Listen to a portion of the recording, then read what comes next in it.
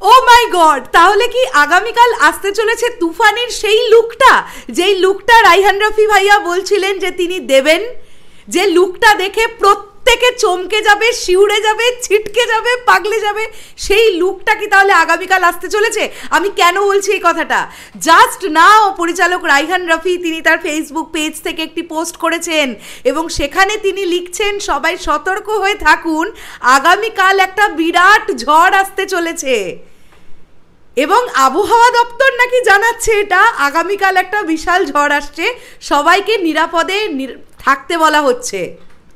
বন্ধুরা, তার মানে এটা হতে পারে আগামীকাল আমরা সেই লুক হয়তো পেতে চলেছি তুফানের, যে লুক আমরা দেখার জন্য অধীর আগ্রহে অপেক্ষা করছি।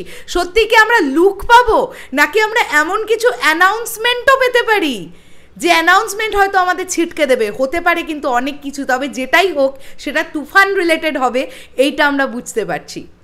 কিছুক্ষণ আগে ফেসবুকে একটি ভিডিও তৈরি করেছিলাম এবং সেখানে আমার যেটা মনে হয়েছিল সেই বিষয়টা আমি তুলে ধরার চেষ্টা করেছিলাম। বারবারই আপনাদেরকে বলছিলাম যে তুফান টিমের টার্গেট কিন্তু 100% টার্গেট কিন্তু কুরবানি ঈদ, ঠিক আছে? এবং একটা বিষয় আপনাদের এখান থেকে আমি জানিয়ে রাখি, কিছু ভাই বোনেরা আমাকে একটি স্ক্রিনশট পাঠাচ্ছিল আমাদের এখানকার কলকাতার খুবই নামি দামি পত্রিকা আনন্দবাজার অনলাইনের তরফ থেকে কিছুক্ষণ আগে একটি খবর করা হয়েছে যে তুফানের প্রথম শুটিংয়ের শিডিউল শেষ হয়েছে এবং অংশগ্রহণ করেছিলেন শাকিব খান এবং মিমি চক্রবর্তী, তাদের প্রথম স্কেডিউল কমপ্লিট হয়েছে। আমি আবারও বলে রাখছি, আমার কাছে এরকম কোনো খবর নেই। আমার কাছে যে খবরটা আছে, আরও একবার আপনাদের বলি, আগামী 1 সপ্তাহ থেকে 10 দিনের মধ্যে তুফান ফ্লোরে যাবে, এই খবরটা আমার কাছে আছে। এই হচ্ছে আমি আপনাদেরকে বলে রাখলাম। এবার যেটা যদি তুফানের শুটিং শুরু হয়ে গিয়েও থাকে, তবে সেই শুটিংয়ে শাকিব ভাইয়া এখনও পর্যন্ত যোগদান করেননি, এটা একদম শিওর। মানে এই যে বলা হচ্ছে শাকিব মিমি প্রথম স্কেডিউল শেষ হয়েছে হায়দ্রাবাদে, এই বিষয়টা আসলেই কি ঘটেছে সেটা আমি বলতে পারবো না, হয়তো তাদের কাছে অন্য কোনো খবর গেছে, বাট আমার কাছে যে খবরটা এসেছে আমি সেটাই আপনাদের সঙ্গে কিন্তু শেয়ার করলাম। তো কি মনে হচ্ছে আগামীকাল কি তাহলে আমরা তুফান ঝড়ে বয়ে যাব সবাই? পরশুদিন শাকিব ভাইয়ার জন্মদিন 28 তারিখ, 28 তারিখ আসতে চলেছে দরদের মহা ধামাকা, রাজকুমারের মহা ধামাকা।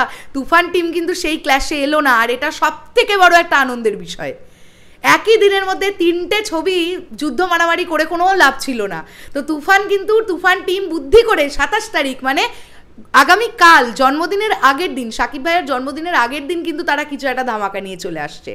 যদি আমি ভুল না হই তাহলে আমরা দেখতে চলেছি সেই লুক, যে লুকের জন্যে আমরা অধীর আগ্রহে অপেক্ষা করছি এবং যে লুক দেখার পরে আমার মনে হয় বাংলা সিনেমার ইতিহাস একদম বদলে যেতে চলেছে। মানে বাংলাতে যে কোনো হিরোকে এইভাবে প্রেজেন্ট করা যেতে পারে, এইরকম একটা চিন্তা ভাবনা যে হতে পারে এবং মেগাস্টার শাকিব খানকে যে এইভাবে আমরা দেখতে পারি, এই বিষয়টা আমাদের হয়তো মানে কি বলবো, একটা আলাদা রকমের আমাদের মধ্যে একটা আলাদাই ফিলিংস ক্রিয়েট করতে পারবে তুফান লুক যদি আসে আগামীকাল। তো সবাই ধৈর্য ধরুন, আর কয়েক ঘন্টার অপেক্ষা, দেখা যাক কখন আসে। আমরা সুপার এক্সাইটেড। শেষ করলাম ভিডিওটা। আপনাদের কি বক্তব্য পুরো বিষয়টাকে নিয়ে কমেন্ট করে জানাবেন, আর ভিডিওটা ভালো লাগলে চটচট করে শেয়ার করুন এক্ষুনি। টাটা।